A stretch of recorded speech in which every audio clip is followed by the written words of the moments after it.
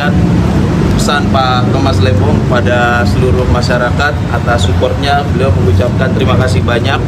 Pak Thomas Lembong secara tegas menyatakan kepada kami tidak mengambil keuntungan Rp1 pun ataupun memberikan keuntungan kepada pihak swasta secara melawan hukum. Itu yang ditegaskan beliau. Karena apa? Karena proses pengambilan kebijakan impor itu ada prosedurnya, itu ada mekanismenya.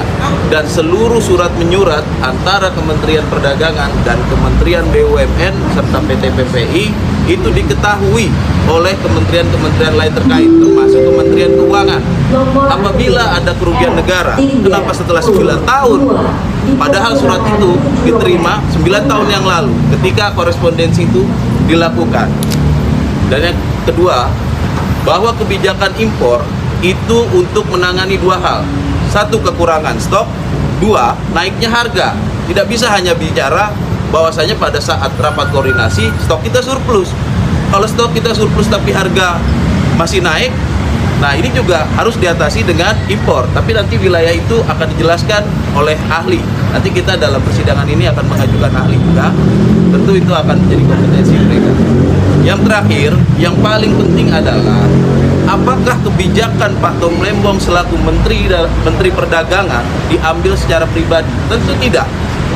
Itu adalah kebijakan menteri yang dikomunikasikan, dikoordinasikan dengan kementerian lain selaku kementerian, selaku menteri, bukan pribadi. Sedangkan subjek hukum dalam pidana itu adalah pribadi ataupun korporasi.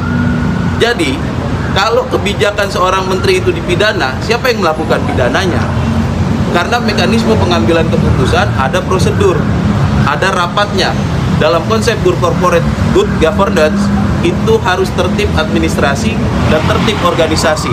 Artinya secara berjenjang mekanisme prosedur itu ditempuh, secara administratif mekanisme surat menyurat itu juga dilakukan. Nah, terakhir lagi saya tambahkan bahwa Pak Tom Lembong berkomitmen terhadap pemberantasan korupsi. Jika ingin dibuka dan ada kesalahan dalam proses pengadaan impor, mari kita buka, mari kita sampaikan kepada publik agar terang, agar tidak ada tebang pilih dalam proses penegakan hukum, khususnya dalam wilayah korupsi. Terima kasih. Pak, jadwal pertama pra peradilan ini apa, Pak? Pra peradilan sudah diterima setelah? Ya, sudah diterima, kita menunggu panggilan.